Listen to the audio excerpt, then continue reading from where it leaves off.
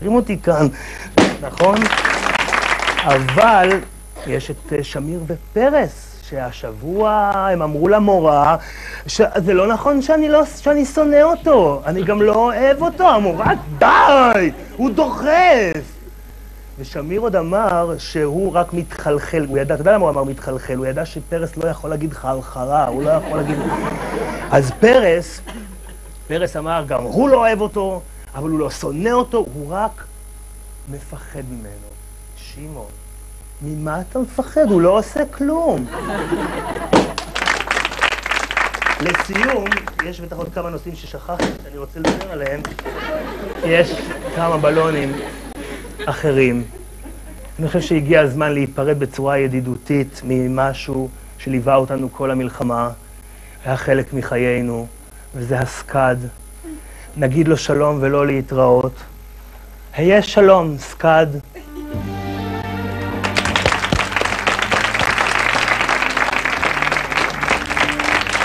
סיכמנו ש... היה שלום, דורון. אתה רוצה גם שאני... כעת אנחנו נשמע מוסיקה. מתארח אצלנו אומן הג'אז רוי קרימינס, אחר כך אני אשוחח איתו, הוא מנהיגו של האנסמבל הג'אז הישראלי.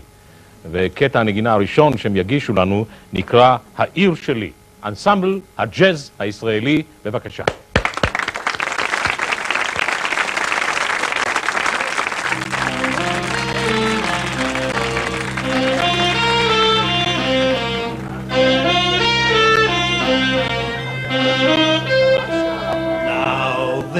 Could only happen to a guy like me, and only happen in a town like this. And so I say to each of you most gratefully, scubby-dubby-doo-ah, as I throw each one of you a kiss. This is my kind of town, Tel Aviv. My kind of town, Tel Aviv. My kind of people too. People who smile at you, and each time I roam Tel Aviv, it's a calling me home, Tel Aviv. It makes me grin like a clown. It's my kind of town.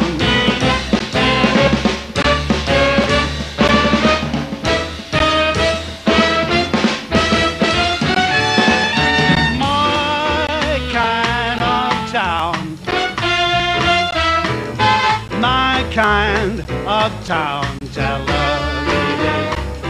My kind of razzmatazz.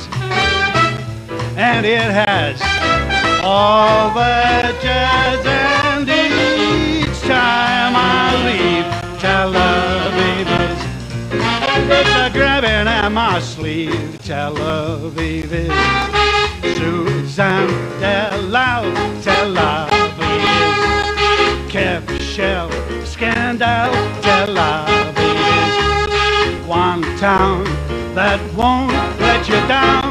It's my kind of town. Tel Aviv, Tel Aviv, Tel Aviv, my kind of town.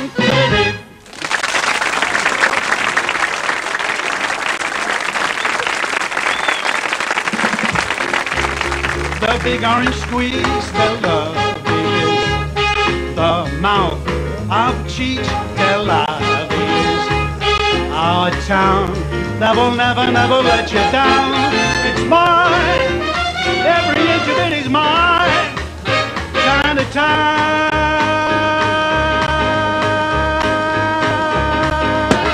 my kind of a town, Tel Aviv.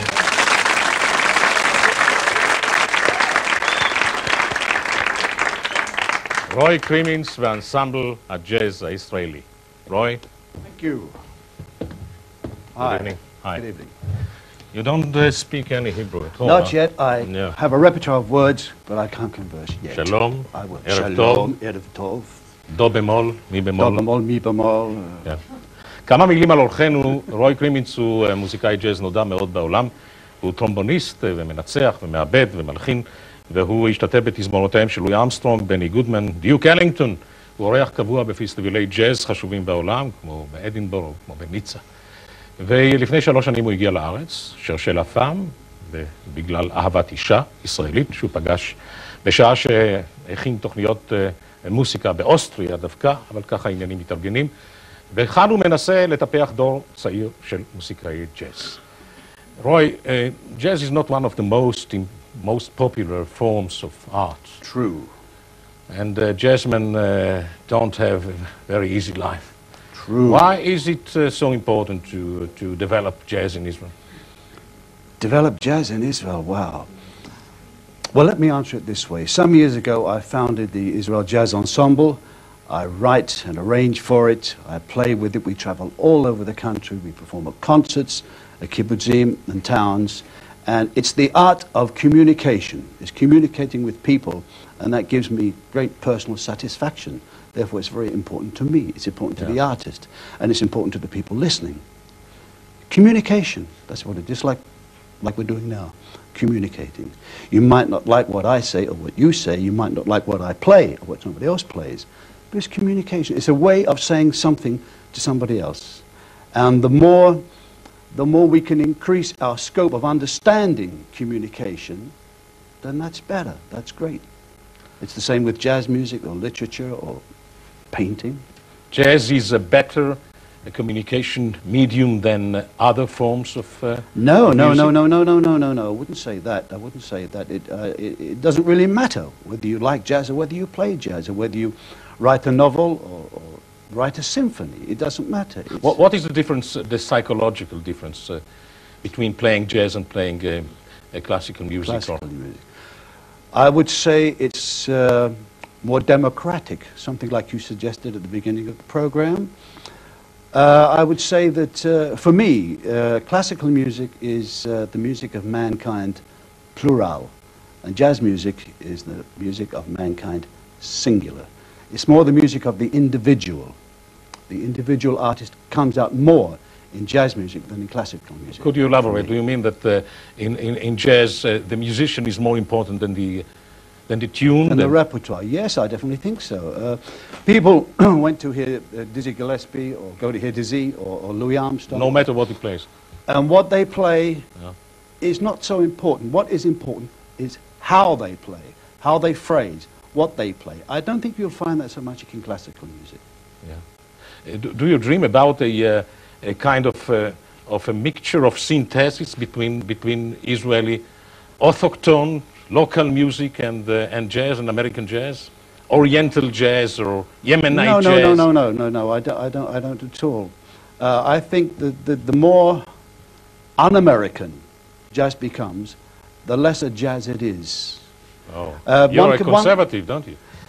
Well, that's your problem. If you call me a conservative, that's you saying that I'm a conservative, not me. You know, it's people putting things and people, artists, into little bags again. You know, oh, he's a conservative. He's not a conservative. He plays bebop. He plays swing. He plays Dixieland. He plays classic. They're just terms of recognition, and I think people see too much into this. Though you are faithful to the old masters of jazz. Yes, but not only the era that. of Goodman, of Ellington. Yes, but I'm just as much influenced by other forms of art. I'm just as much influenced by Cézanne, or Henry Miller, or Mahler, or whoever. Once again, the beginning of the century. Yes, at the turn of the century, there was a great turnaround. Sir. We are still young. No, we're not. What is the future of jazz? The future of jazz, I personally don't see much good in the future in jazz because the methods of teaching I find are not very good. They concentrate too much on the academics of the music and not enough on the individual student, bringing the individual out. And I find this wrong. I find this method of teaching, like some schools I won't mention in America. You try to do it in another way. The artist must realize first himself. He must be true to himself and realize who he is, and not copy somebody else. Let me give you an example.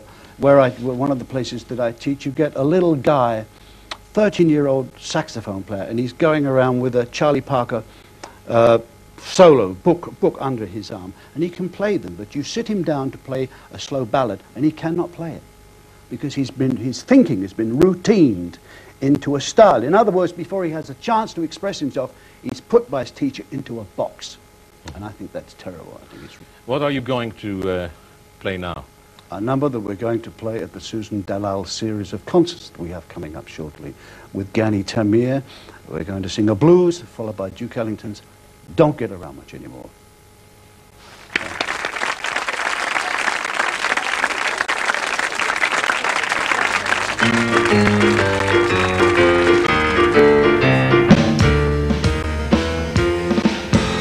I'm going to Chicago, Gandhi, but I can't take you.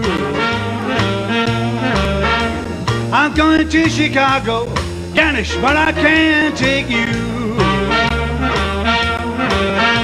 'Cause there's nothing in Chicago a freaked-out, monkey-faced woman like you can do. You're so mean to me, Roy. True. You do things you ought not to do. Every day. Oh, you're so mean to me, Roy. Yeah. You do things you ought not to do. I got my new great boyfriend, so I wanted to put up with you. You said before we met, your love was awful tame. I took you to Ramallah, everybody knew your name. Gani, Gani, Gani, where'd you sleep last night? When you walked in this morning, your hair didn't look just right. Some guys in the east, some guys in the west, some guys in the south put grapes in my mouth. Oh Roy, what do you want me to be? Everything. Oh, with them their eyes, you could walk all over me.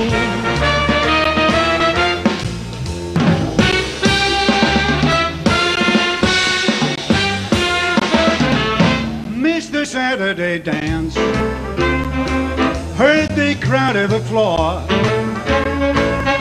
Couldn't bear it without you. I don't get around anymore. I thought I'd visit the club. I got as far as the door. They'd ask me about you. Don't get around anymore. Darling, I guess that my life's more at ease. But nevertheless, why trade on memories? Being invited on dates might have come, but what for? No fun without you. I don't get around anymore.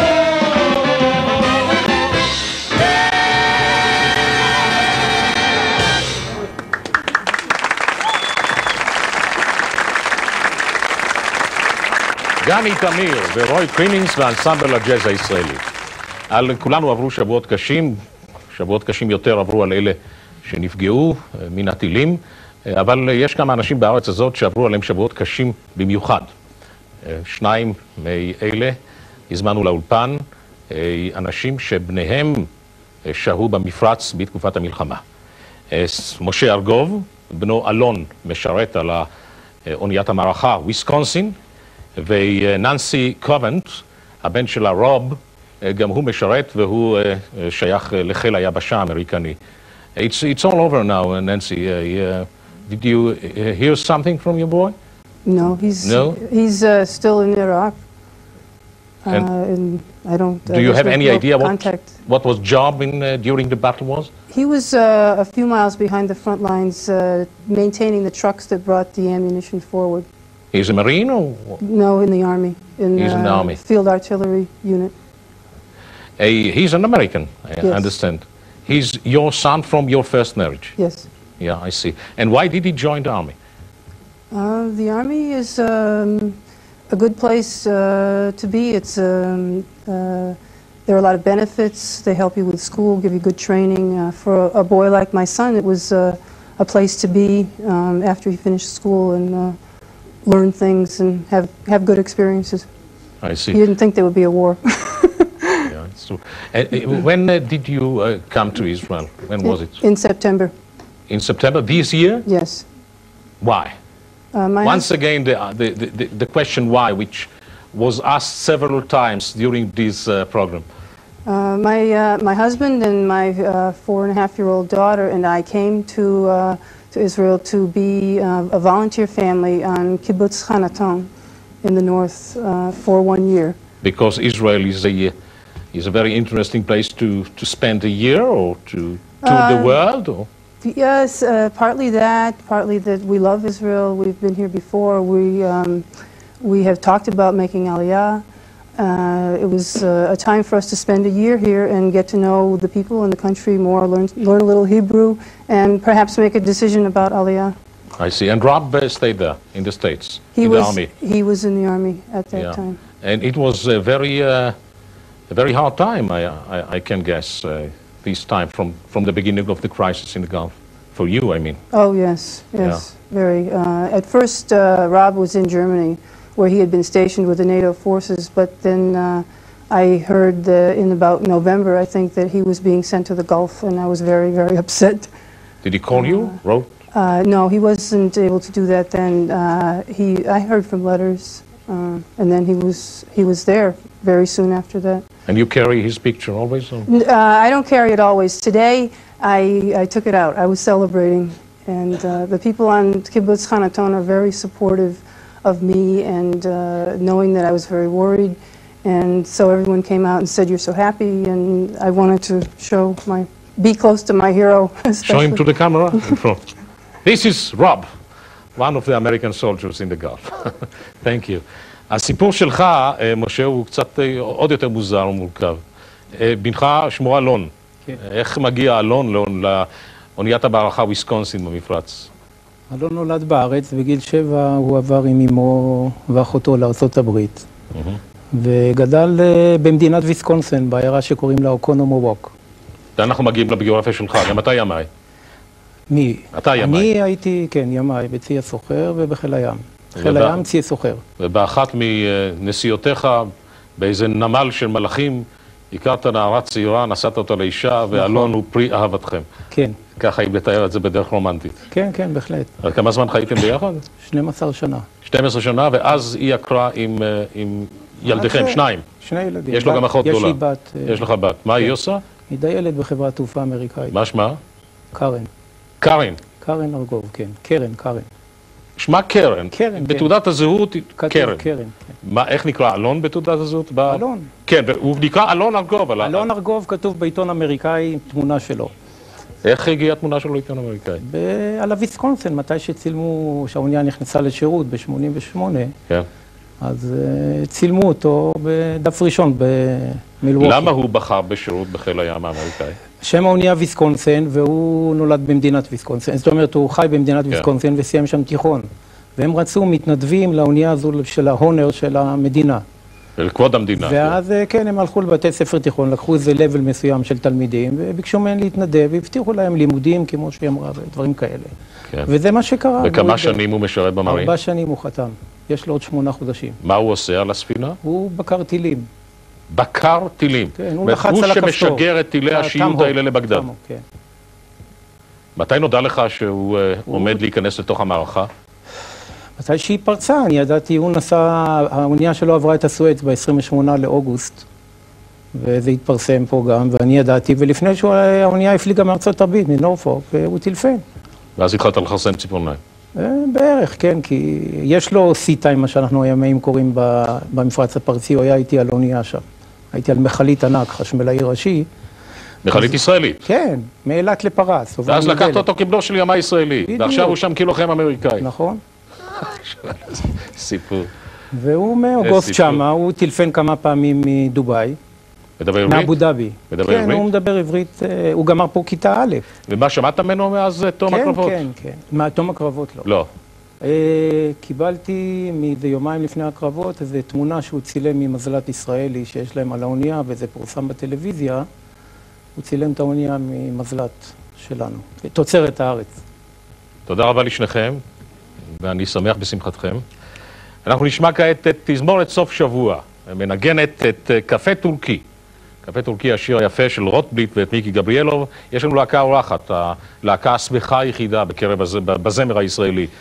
כולם הרי קצת... להקת אטרף. עיבוד מיוחד לפורים כתב אלדד שרים. אטרף עם תזמורת סוף שבוע, קפה טורקי.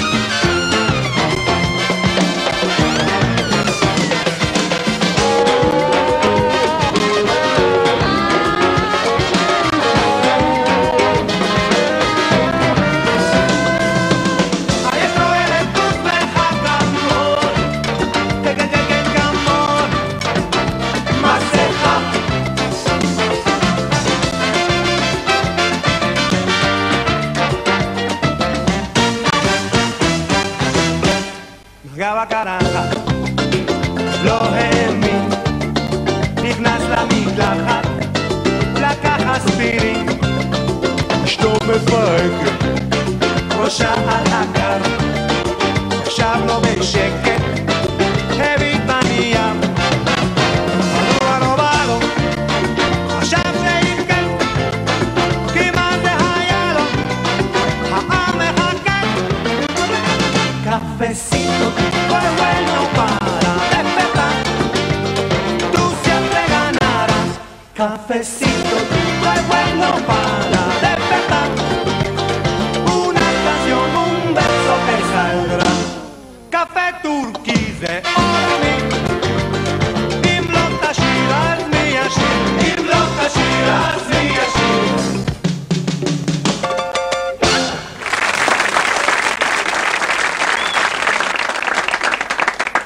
אטרף לקפה טורקי.